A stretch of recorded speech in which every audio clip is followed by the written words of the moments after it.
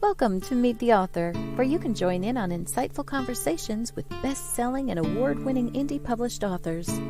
Your hosts today are Rob and Joan, who themselves are indie published authors, book publicists, and paranormal investigators with Tampa Bay Spirits, based in Tampa Bay, Florida. Thanks for dropping by. And now, on with the show. Hi, I'm Rob. And I'm Joan.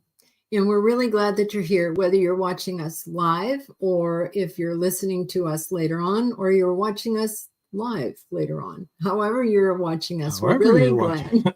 As long as you're alive. I think that's the moral of the story. No. No? You want dead people to watch too? Sure. Okay. I don't mind. I like dead people.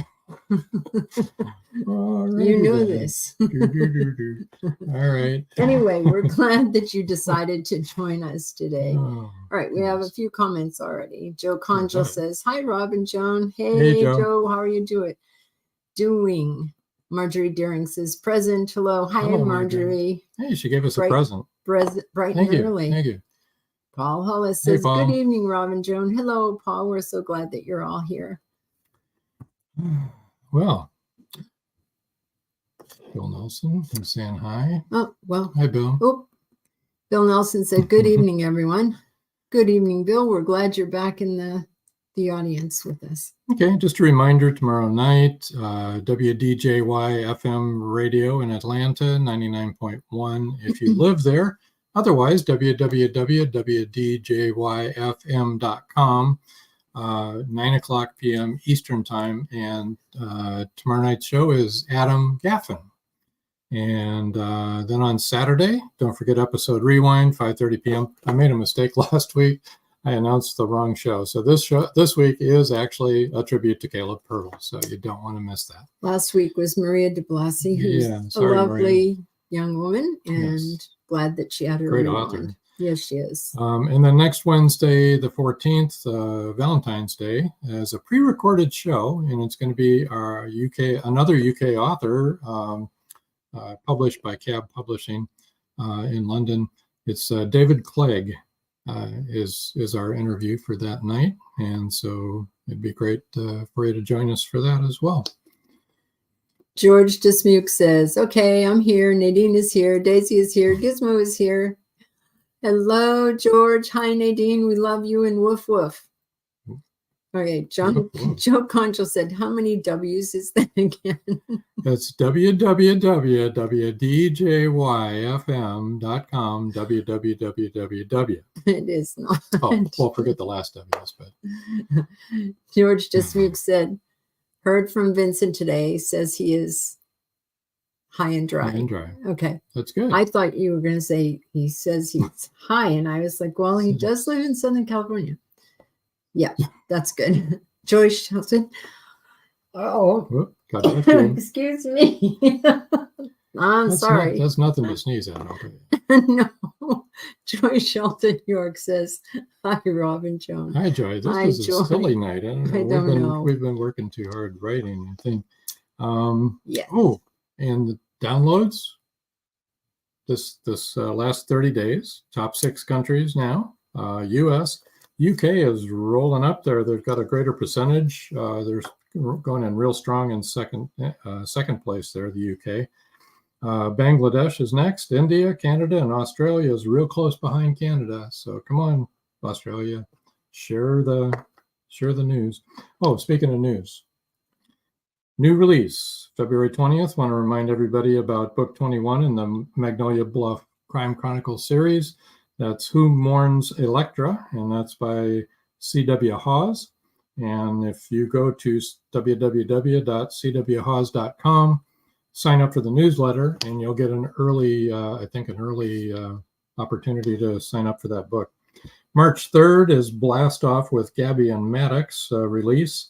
And that's a children's series by Steve Altier. Oh, yeah. And if you go to www.stevealtier.com, that's ALTIER.com, it is available for pre-order. So I think he has a newsletter as well. And look at what we got from George. Return of the Jaguar, number 4. Yep. By George Dismukes. You can own one too. They're available on Amazon. Available on Amazon. Return of the Jaguar. The whole series is there, plus some more other goodies.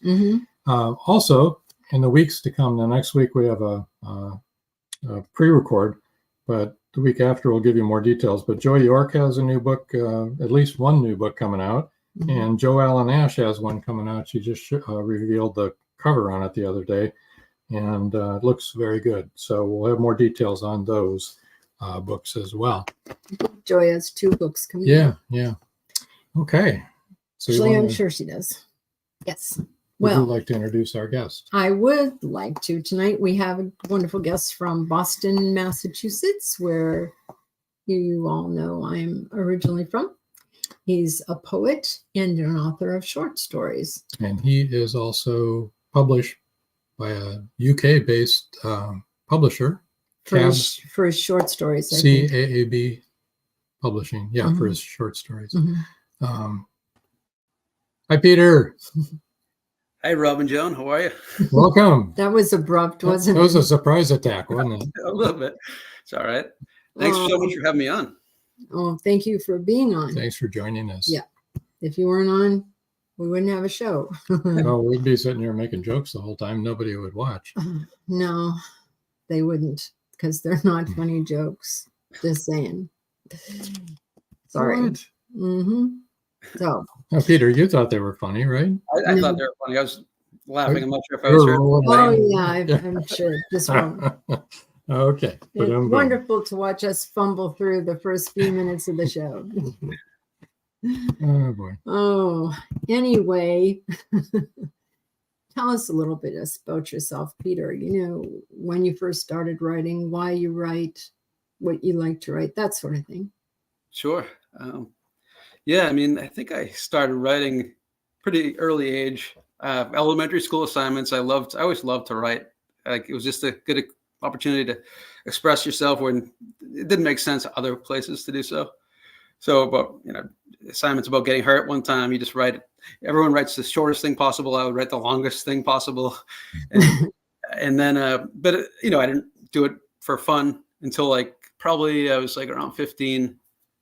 And I started getting more intense into reading more serious stuff beyond just Steinbeck, and then getting into existential authors and serialist authors, and kind of having an eye-opening experience where I thought I was going to die. Basically, I woke up and the car was spinning around on a highway, and in the middle of 4 a.m. in Ohio, we were driving to visit my brother in Kentucky, and then we're going on to Florida, and I probably shouldn't say, but my mother fell asleep at the wheel, and wow.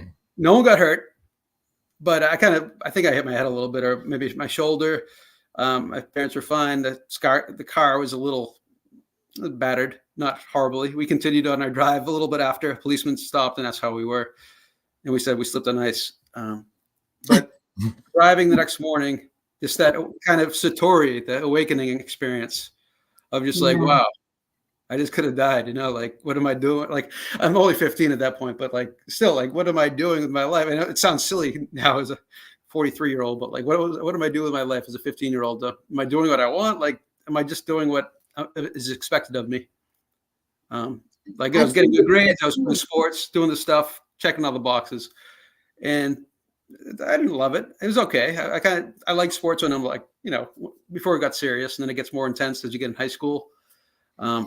And so I think that I just realized I wanted, like, it just all of a sudden occurred to me about a week later, driving home in Richmond in the traffic jam. I started looking around at all the cars passing, and I started seeing people inside the cars, and all these different stories passing me by. And I made up stories about them in my head. And I was like, I want to be an author. That's what I want to do. Oh, That's yeah. cool. that's interesting. That's interesting. right? I used to do the same thing. Ride down the road and look at all the houses and the cars and say, those are all people. They all have stories. They all have a life. Their own worlds, yeah. What are they doing? What are they thinking? Oh, we have a couple of comments here. Joe Condrel said, we'd still watch. Hard to look away from a train wreck, LOL. Yeah, Yeah. thanks, Joe. True enough. True enough. Yeah. And we just heard about a car wreck. George Dismuke says, okay, Peter, what is that thing behind you on your left side? Oh, my left side. Oh, I thought my wife got that. I thought that was a bunch of ants. We're near a puddle or something. But I guess it's like a aerial view of a beach. Oh. Initially, yeah. It's actually, it looks better in person than probably on the screen. It looks fine to me. Yeah. I thought it looked like a beach. Is Oh. that what you're talking about, George? Because on the other side is a sofa He cushion said and a on curtain. his left side, so I think he's talking about Probably this.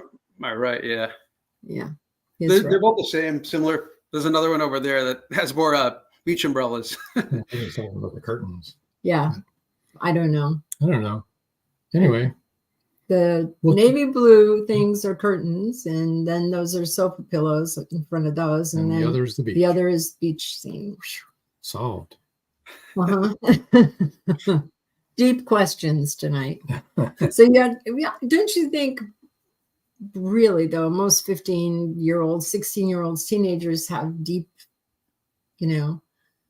existential thoughts. I think that's when we think those kind of things the most. I used to go with my friends. Oh, you'll like this because you're from Boston. I used to go with my friends to the park and stand on top of the fountain, and we'd talk Shakespeare scenes to each other. Nice. Sure That enough. Sounds weird. You were a very weird young lady, Joan. Marjorie Deering said, Peter, your writing is done in so many forms. Novels, short fiction, op-eds, poetry, and academic essays. Do you have a favorite? Not really, because it just depends on the day, really. When I sit down by the typewriter, it really just depends how I'm feeling at that day. I was going to actually ask you one of the same things. Your first published work was Those Who Hold Up the Earth, and that was a book of poems. That's a great cover. I like the cover too. Thank you. Greg Orfanos is a great illustrator and artist. He designed that. Well, he did the artwork behind that. And when did you write that? I wrote it, I wrote it in 2019, put it together then, and then submitted it to a couple places, and then Kelsay Books accepted it. But it's kind of like everything that I thought it was like my greatest hit, so to speak, of things I've been writing since my 20s and 30s, and then putting it all together. The first go at compilation of your work. Yeah. Up to that point. Yeah. Yeah. So there was no common theme to all the poems. It was just everything out of your subconscious, kind of, I think. Yeah, I guess there kind of was a little bit. At least I sold it that way and I marketed it that way. Like a kind of like the name of the book, Those Who Hold Up the Earth, a recognition of people who are forgotten throughout the United States and throughout the world, as much as I could represent that sentiment. Not in every poem, but probably that was a running theme throughout many of them. Like, for instance, rickshaw drivers in Bangladesh, or just, dishwashers, or people working at Papagenos all night. That's a Boston reference. Papagenos. Gotta love it. Is Yeah, that a I do, gangster, actually. a mobster? No, it's a place? pizza place. Oh, a regular pizza place. Okay. That's interesting. I like that. I mean, I think about that myself a lot, but I didn't think about it that way. But yeah, you know, the street sweepers, The people that keep things running for us. Yeah. Yeah. Everybody that does all of those things that have to be done in order for life to go on. Right. If you go to Disney World, you know, there are all those employees cleaning the streets and bringing your food and Working letting you behind the on scenes. the ride, taking care of the ride. Yeah, it's a lot more than Not doing anything, you singing "It's a Small World" after all. Yeah. Right. Yeah, that's deep. Joe Conjal says, another take on Marjorie's question, Peter. When asked, would you refer to yourself as a poet or a fiction writer first? That's a tough one. Depends. Like right now, I'd say fiction writer because like I'm trying to focus on that. I'm trying to build up a new novel, kind of. And I haven't written too much poetry in the past like 6 months, here and there maybe when I have time, but that's my focus right now. But I think it like depends what I'm doing at the time. Yeah, it's a good question though. So right now you're writing a novel. Trying to, yeah. It's in the works. Yeah. Of course, you have a young family. Yeah, so that's exactly. Yeah. So it's not a lot of your time. And you have a job, a full-time job. Yeah. What is it about? It's hard to, I don't know if I want to give it away. It's Okay. kind of, You don't have to. I think I have something like finished. I'm trying to like find a publisher for, but this is more, and that's more autobiographical a little bit. Well, as a taste of that at least. And this is trying to get away from that more. Like I'll just give it broad. It's like about a Malaysian immigrant, and he wins the Mega Millions. All of a sudden, he's kind of doing nothing. He's a 20-year-old and he's not doing much. He's an artist. He's dropped out of mass art, and he's just from a kind of a poor family. His mother works all the time, 3 jobs, and his father just took off to Texas for another job. So all of a sudden he's at a temp agency, and he somehow wins the Mega Millions because his boss promised to split the winnings if they won, because they're going to pay for it together and then split the winnings if they won. And it's kind of what happens to him after that. And what does he do with the money, and how does his life change? Yeah. Interesting. Yeah. Really interesting. Have you ever read any statistics on what happens to people who win the Mega Millions? I should. That's a good idea. You should. I've heard anecdotal, well, not merely anecdotally. I thought I heard somewhere that they usually like throw their money away pretty quickly, and their life goes to, I don't know if I can swear, but it goes downhill. Yeah. Yeah. Is that right? Do you know if that's right, or is that? Yeah, a lot of them, the vast majority don't have the money within the first few years. And a lot of it goes to people asking them for money, and they give it away. So, because they feel like they have a lot. They feel like they have a lot, and they're not managing it. They're not investing it. They're not being wise with it. And so then it's gone. Right. They may have a new house or a new car or something like that, but then that's it, Yeah. So interesting, huh? I haven't read about any of these people recently that have won like close to $1 billion or over $1 billion, which most of that actually goes to taxes, but that's still a lot of money. Yeah. So Joe Conjal has a question. I've always wondered, could a poet be a pantser? Yes. Because that's when you write spontaneously without planning, right? So yeah, I think I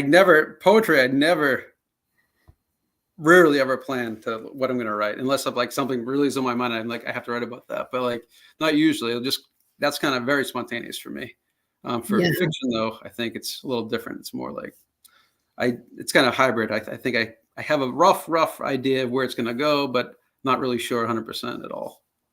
Oh, like you just said, you've got a story in your head about a young man who wins the Mega Millions. He's from an immigrant family, and it's now what? How is he going to spend that money? What's he going to do? What will the end be? You don't know. Right. Exactly. You're in it for the ride. yourself. That's what a panther does. I'm curious where it's going to go. Yeah. Let's see where we go. Hey, and you know where we need to go right now? Yeah, the commercial. We have to go to our first commercial break. When we come back, Peter's going to read a poem and a passage from one of his stories, right? Yes. Yep. All right. Very good then. We're looking forward to that. Don't go anywhere, anybody. We'll be right back. Be right back. Many secrets are hidden within the darkness of the jungle. Now comes part 4 in the Jaguar series by retired Hollywood scriptwriter George Dismukes. In this saga, Brandon, Andrea, and Naja, the Black Jaguar, go deep into the Mato Grosso jungle on a mission to rescue 2 kidnapped children. During their journey, they encounter many dangers, including Yanomami Indians, bent on revenge for the murder of one of their warriors. Return of the Jaguar is book 4 in the Jaguar series, starting with 2 faces of the Jaguar, The Lost City, and the Jaguar's Quest. All 4 are available on Amazon, Barnes & Noble, and other bookseller websites worldwide. Return of the Jaguar is a must-read.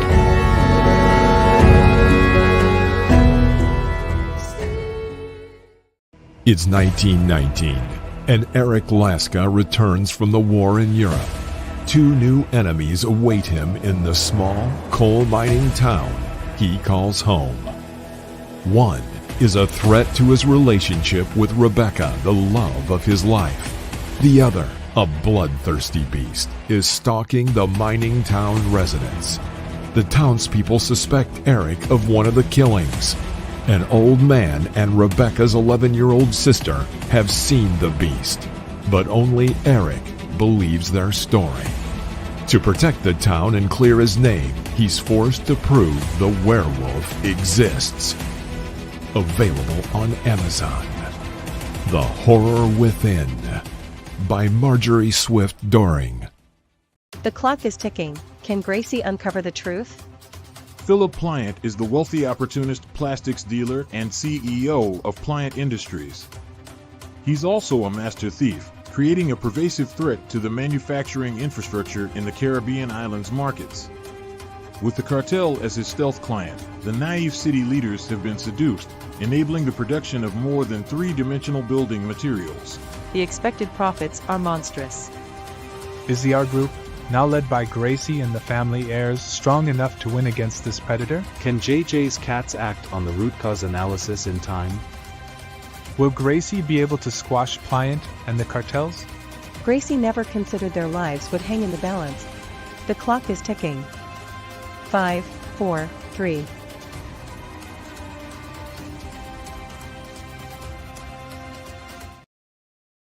And that last commercial was for Enigma Tracer by Brakefield and Berkey. You can get that at Amazon.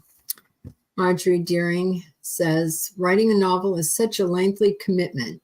When you hit a writer's roadblock, you can always fill that time with writing poetry, sort of multitasking. It's very true, Marjorie. That's true, Marjorie. And Marjorie, for such a lovely person, you certainly write very blood-curdling books.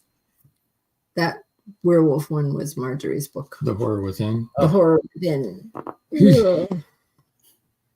Scary. Very scary stuff. Scary stuff. So, would you like to read now? Are you ready? Yeah, absolutely. What you're reading from? Yeah, so I think I'll start with part of a short story called Initials. It's a little autobiographical, a little bit, in that someone did kill himself in the house that I was brought up in, but it kind of stops there. And I'm going to start kind of near the middle. Wait a minute. What did you just say? Someone killed himself right before we moved into the house where I grew up. Really? There was a suicide? Suicide, yeah. In the house that you grew up in? Yeah. Oh, no. Okay, and so this is from a short story about that? It's not really about, it's based a little loosely on that, but it's kind of based loosely off of that it comes off of that, but not the story itself isn't based off. It's fully fiction. Yeah. It's That Night and Other Stories. And the cover shows you in the traffic jam After looking the in all the other automobile cars, right? accident. Yeah, that's supposed to be okay. part of that night. There's elements of different stories in there. That's Okay, awesome. that is cool. There's a Yes. platypus. There's a platypus. So one of them, a couple adopts a platypus and they can't get rid of it. And then that night is a woman, a professor going to speak at somewhere, and then she gets heckled by white supremacists. And then all these different things are just represented in there. Cool. Okay. Good. Okay. But yeah, so this is kind of the middle, and this person, Christopher Francis Flaherty, he left his house that he grew up in, and someone killed himself in there a long time ago. And the new people in there heard noises, and they've contacted him before. And I'll just leave it at that, and I'll start here. It was a while until I heard from them again. The weather was warm. Air conditioners were humming. It was early July. They asked to meet at the Starbucks near their house. When I met them, they seemed visibly distraught. The woman's once tan skin was pallor, and the man seemed to have lost a substantial amount of weight. The whites of his serious eyes shone out in panic from his gaunt face. They cut right to the chase. After getting coffees, Jill alleged, "Mr. Flaherty, there's something you're not telling us." "What do you mean? I was kind enough to divulge much of my past to each of you, perfect strangers, back in February. Honestly, I don't know what you two are after." They exchanged glances. Jill began to speak, but her husband put up his hand. In a slow, deliberate tone, as if premeditated, he said, "Mr. Flaherty, we have been completely forthcoming with you about our home, our problems with the basement, and the mysterious initials. We looked up the municipal records online, then went to City Hall to confirm, and then even reached out to the remaining relatives of—" "Don't act like you don't know," Jill alleged in a shrill voice. "You're the bastard who's keeping us awake at night." Anger seethed in her eyes, and her husband tried to calm her. "Basically, the gig is up," the man said. "CFF is Christopher Francis Flaherty, the name of the young man who killed himself in 1982. That is you." Wow. That is you. And it continues after that, but just a little piece of it. And then this is a poem from Empire's End. This is published by Alien Buddha Press. It's called "There Has to Be a Better Way to Die." During COVID, a couple of people pretty close to me, 2 aunts, passed away. Silver cells abound in glistening field. The body turns, a whooping crane listens. Fish beneath the shadowed surface dart in seizure spasms. Crane's beak jabs into the water, lacerating gills. Hairless, mouth ajar, dark circles underneath the eyes, stomach in rebellion, T cells on strike. There has to be a better way to die. Listless, pallor, eyes fluttering, hallucinating, blind, cancer in recession. It doesn't matter anymore. There has to be a better way to die. Feeding tubes, morphine, high fever, delirium, tired like Vishnu, imbibing all the world's suffering. There has to be a better way to die. Well, that was sobering. I'm sorry you lost 2 aunts from COVID. Yeah. Thank you. During COVID, not really from COVID, but. Oh, really? During that time COVID. period. Yeah. That was a tough time to lose people, for sure. You know, not being able to get together or go anywhere. Yeah, my wife was pregnant then, so I didn't want to get too close to people because she was just about to give birth. So I didn't even go inside. I went outside afterwards to the get together, which was outside, but I didn't go inside to the wake and stuff. Yeah. Yeah, well, I understand why. You have to protect your wife and your baby, your yet to be born baby. Yes. It was a really difficult time. Indeed. Joe Conjal says, "Now you piqued Joan's interest because you said suicide." Wait. Right. You lived in a house. Somebody died? Those teas. Can I come over? George Disnews says, Contrary to popular belief, not all werewolves are male. I knew one. I knew who it was, George. I knew one that was female. At least I think she was. Oh boy. Poor Deborah. Joe Conchal said, very interesting reading. Yeah. Yeah, the poem was really sad. Really, really sad. But I liked it. Yeah. Mm-hmm. A lot of heart. Yeah, a lot of heart. Yeah. But you could feel, pain. Right. So that's one of the ones in Empire's End. About how many, I know it depends on how long they are, but about how many poems would you say are in Empire's End? Probably 20 to 25, I think. Okay. About 90 pages, not too long. Cool. Mm-hmm. And that brings up a question, That Night and Other Stories. How many stories are in That Night? Let's see. I would say that's probably about the same, 20 to 25. Most of them aren't too long. Some of them are only a page. Some of them are like 10 to 15 pages. So they vary quite a bit. Some are like flash and some are full short stories.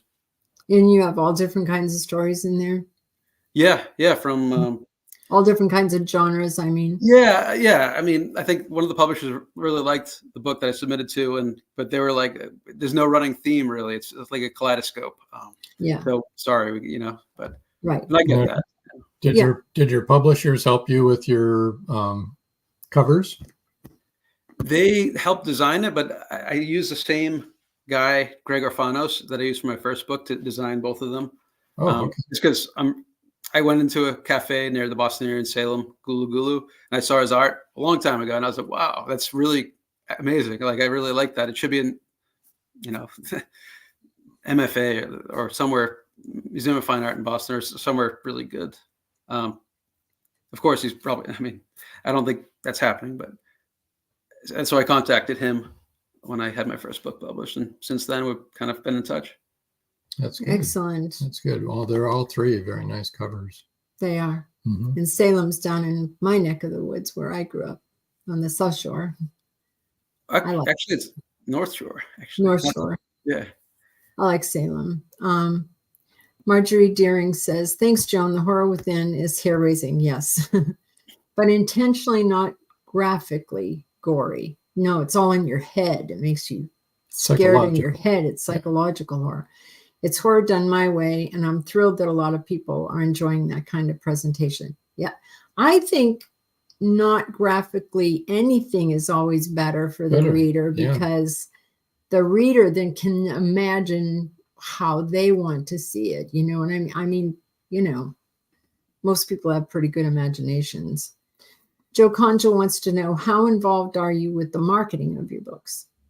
Well, with independent publishers, usually a lot of that's on the writer. That's probably the biggest drawback of indie publishers, I think, for the most part.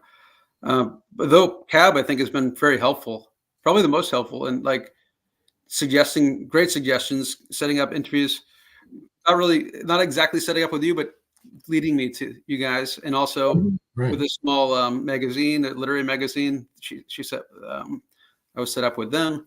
And just all this good information to use. So they've been the most helpful out of like Kelsay Books or Alien Buddha Press, to be blunt.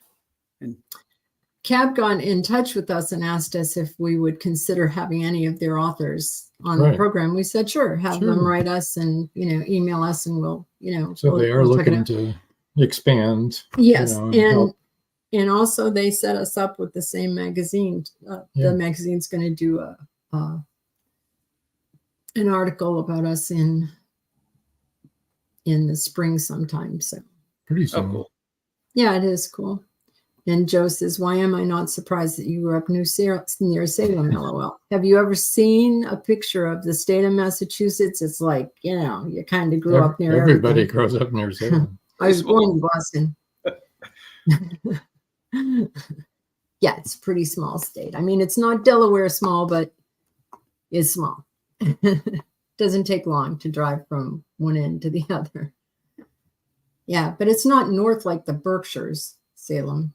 It's not way north. Yeah, it's right in the ocean. It's on the ocean. It's one of the biggest during colonial times. It's one of the three big, like most populated cities. Early colonial times. Yeah. Big trading area. Yeah.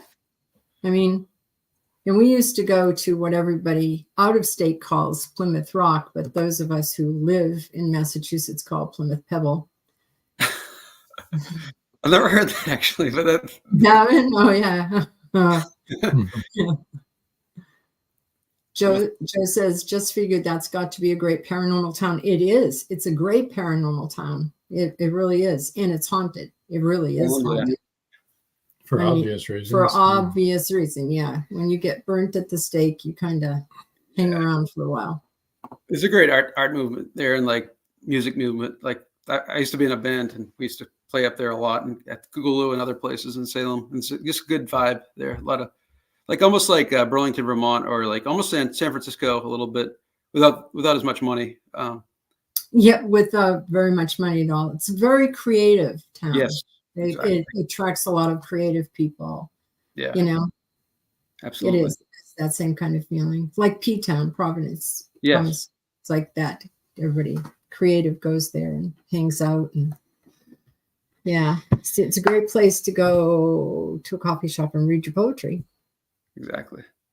I think you could do that. Well, I'm going to let you know how to get in touch with Peter. His website is peterfcrowleyauthor.com, and that's PeterFcrowley author, AUTHOR. And if you would like to email him, you can email him at PeteFran@gmail.com. So that's PeterFranCrowley@gmail. And I'm sure he'd love to hear from you. And what will they find on your website? Just information about my latest readings and interviews or various things that I'm involved in. And then all the latest places I've been published, what's coming out, any new news, maybe if I have a book coming out. I don't have anything planned, but if I have something like new coming out, like a new book or something, that'll be kind of on my news, stuff like that. Yeah. And then contact information, of course, but you just provided that. Yeah. Well, it's a good place to go for your contact information too. And do you have a blog? Do you post a blog or no? No, I don't. I've always been a little reluctant with social media. I think it's a necessary evil, especially as a indie author, to do it. It is. I really don't like it. So I should, even having a website, I didn't have one until right before I published my first book. And I had my friend who's a front-end designer, he did it for me, luckily. He said, you better do this. Yeah. It was pretty simple. He does a lot more complex things. And I could probably do it. It's just like this resistance to do it. I don't know. I do know. Okay. Well, let's take our last break here, and we'll come back. We'll be talking with Peter a little bit more, so don't go away, folks. It's every parent's worst nightmare. Police officer Madison Jackson awakes to discover her baby kidnapped from her crib. Was it revenge for someone she arrested, or something far more sinister? Madison's estranged husband is incarcerated in Supermax. As the second in command of a deadly Mexican cartel, did he issue the order to abduct their daughter? Bye, Baby, Bye, from author Kelly Marshall. Get your copy today.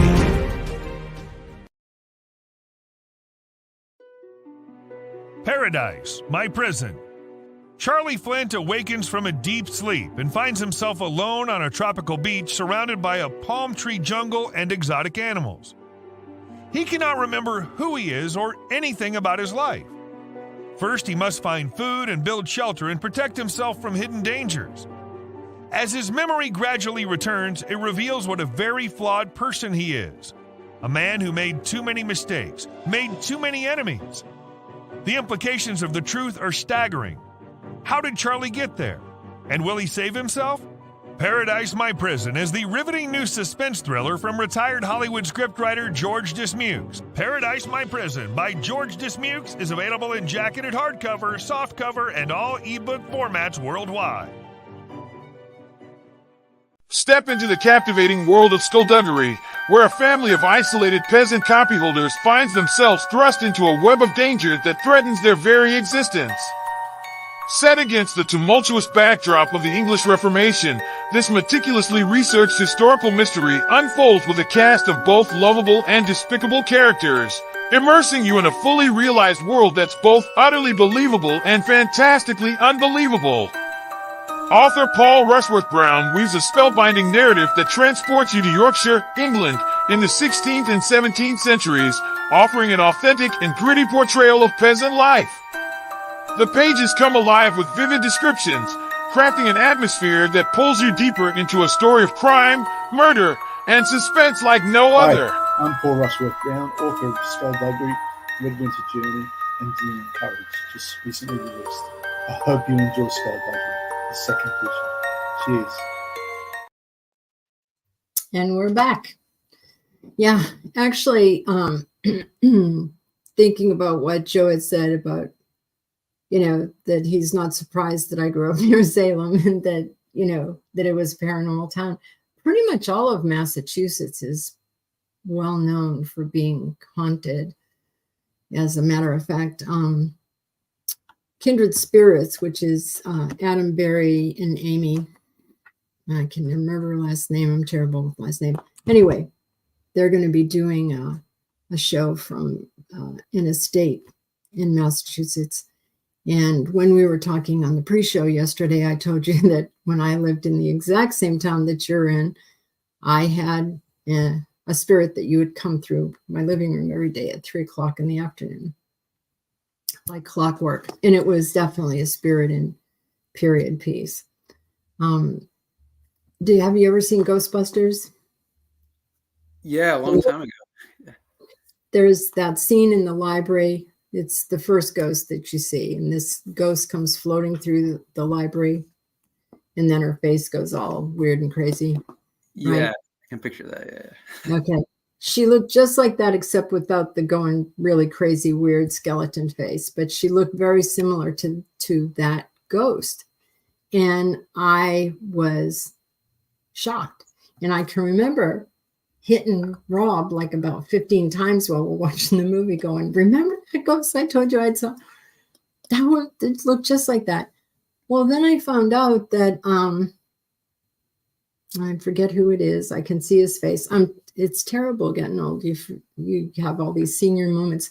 Anyway, one of the three Ghostbusters, Dan Aykroyd. That's his name, right? Dan Aykroyd? Yeah. Okay. His father was a spiritualist minister. And so he grew up in the middle of paranormal and learning about paranormal and learning about spirit and talking to spirit and everything. He described and thought of that particular ghost. So I believe it was something that he'd seen before. And that's why it looks so real to me, because it moved the same way and everything. And I was like, okay, this is so weird. I mean, I've seen lots of stories with ghosts and nothing ever struck me like that. And then I was like, whoa. It just, it really startled me. But I think, for some reason, I think Massachusetts just has attracted a lot of spirit, When you encounter them, do you get nervous, scared at all? Or are you just kind of, I don't know. What's your reaction? When we're around spirit? Yeah. Oh, yeah. Well, we like it, Yeah. We're not, we can be startled, but we're not scared. I mean, if somebody's threatening, I don't care whether they're living or dead, you're not going to be real happy about that. We don't usually run into threatening spirit, And it takes hours and hours and hours to do investigations. And most of it is just sitting there. waiting. And so when something happens, whoa, it's like, whoa, And then you're happy. And then you're happy. Okay, all right, let's go here. Yeah. And so, but no, when I see things, I'm not scared. We see things a lot. I mean, we've both been touched and by an unseen person. So, and I don't mind that either. As a matter of fact, the last investigation we were on was in a historical home that our team was investigating that night. And so a docent was leading us through all the rooms and telling us what we could touch and what we couldn't touch. And we went into this one room, and as soon as we walked in the room, I felt a male spirit was close by. And the next thing I knew, he was pulling on the back of my hair.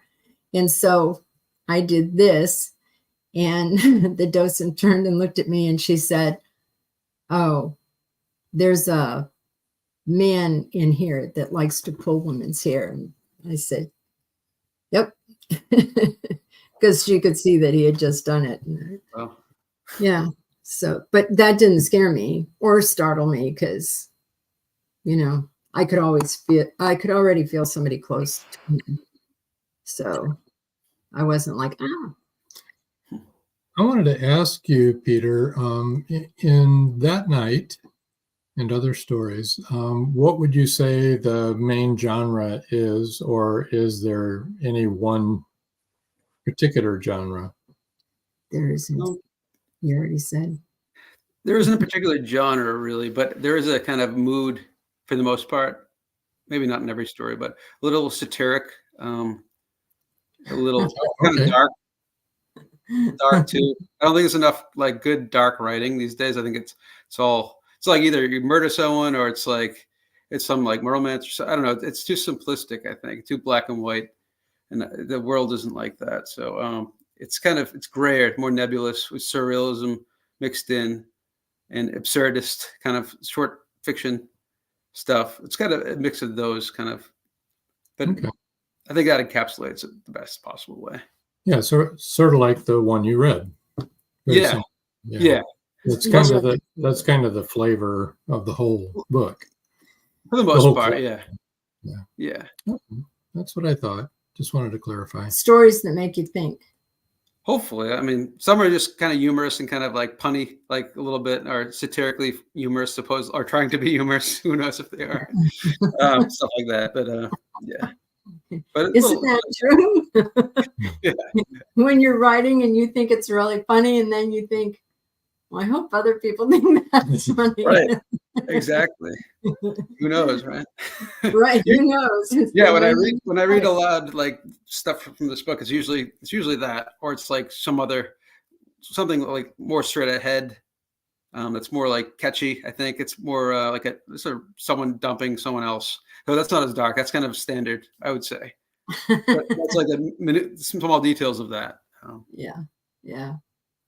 That one was spooky, scary though. Yeah. Oh, good. I'm glad it was spooky. It was. That was really good. Oh, and so you were asking about how we feel about ghosts and stuff like that. And really, we're not afraid. We're looking for them, and that's what we're there for. However, that's not to say that when we go into a creepy place that we don't feel like it's creepy. Okay.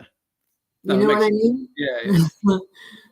Like if you go into like what you described was kind of creepy, that was creepy. And I think anyone living someplace where they knew someone had committed suicide, that would make you feel a little creepy, iffy. Yeah. I always used to feel weird going down into my basement, especially late at night when I was by myself. I try not to do it if I smoked like a lot of marijuana. Of course I did sometimes. I challenge myself sometimes, but not that you would have done that, but no, if I had done, if you had done, and if it had happened to be a night when it promoted paranoia, right, exactly, then it would have been really bad. Yes, where in the house did it take place? It was in the basement. There's like it was in the basement. Partially finished, and then not really partially finished. There's a wooden kind of a little above the ground, and then there's a cement floor. So there's pipes running across from the furnace through the house, like dark old pipes. Sure. And up there.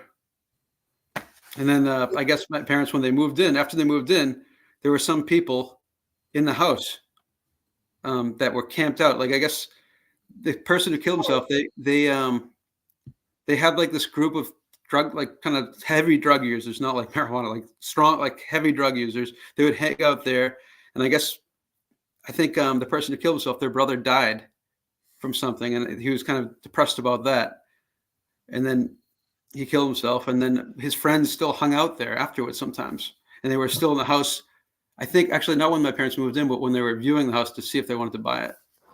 There were people there in the basement. Did he hang himself in the basement? Yeah, by one of the pipes. Mm. And it's weird, when I was like 18, 1998, or maybe 1997. My cat was a year old. Sorry, I called her. And all of a sudden, I come down and she's just dead in the basement on the floor. And cats don't usually just don't fall, really, right? Cats know how to fall. No. Right. But there are a lot of stuff in the bookshelves. They could have fallen an old game or something, or maybe slipped and like hit their head. So I just found her there. She was a year old, and just like that was really. Oh yeah, that's awful. Yeah, it was pretty rough. I was a senior in high school. It's like, that's terrible. It's hard to lose a pet. It's, they're like a family member. It's really and so really young. hard. Yeah, surprise. It was very surprising. Yeah.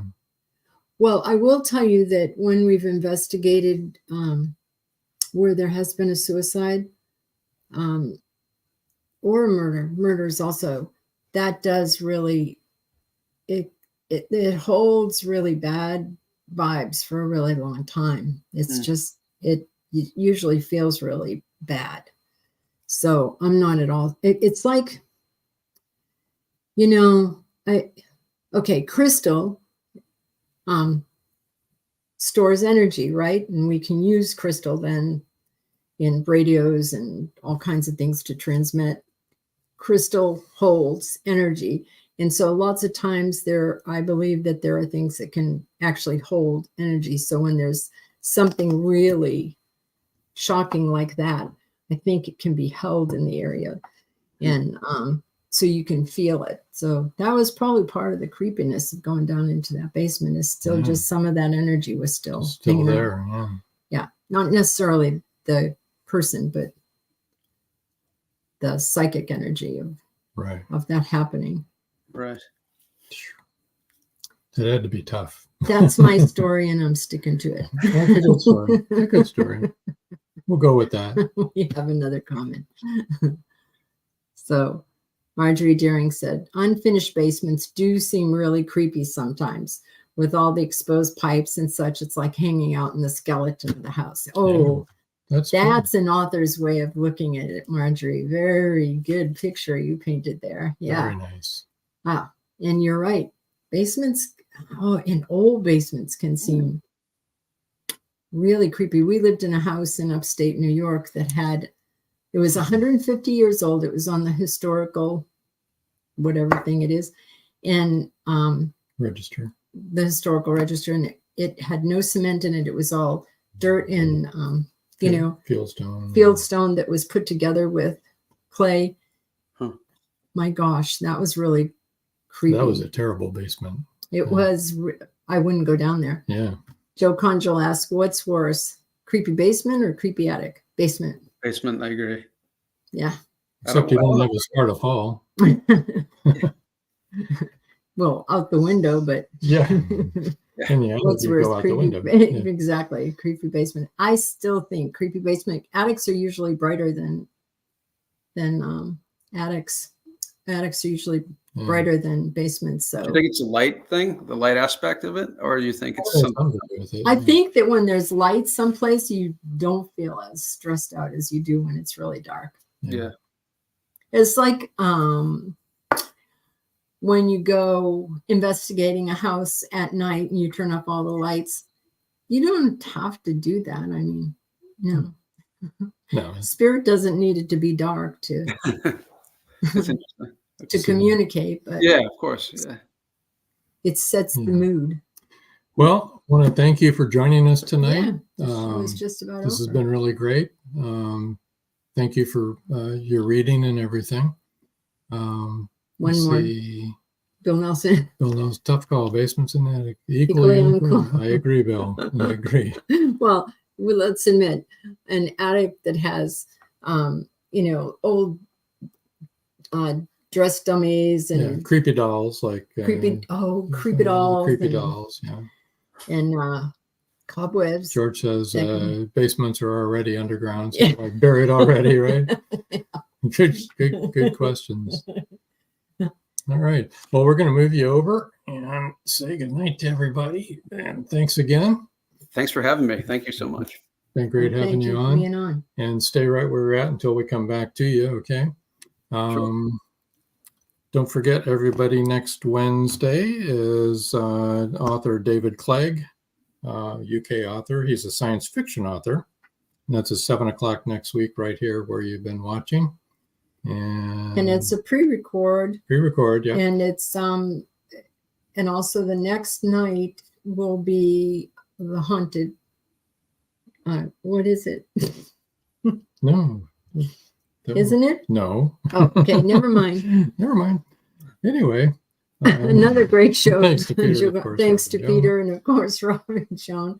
Marjorie Deering says, thanks, Joan, Rob, and Peter. Thank you, guys. Thank you. Thanks for being Marjorie and Joe. Appreciate everybody. And I guess. That's right. Until next time. That's all. That's all, folks. I think that's quite enough. Yeah. Good night, all. Good night. See you.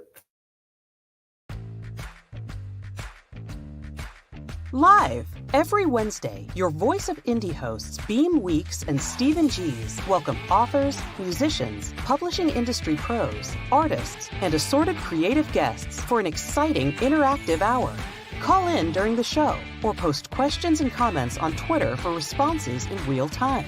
Meet your favorite indie creators, learn inside tips, network, and promote your work.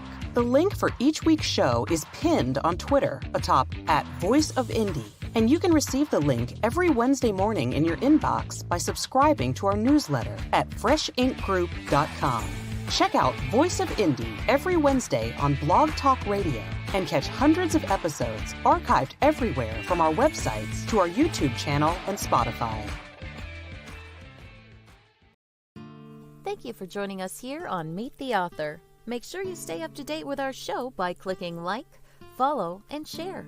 And you can find us on Spotify, iTunes, and more. See you next time on WLFE-DV.com.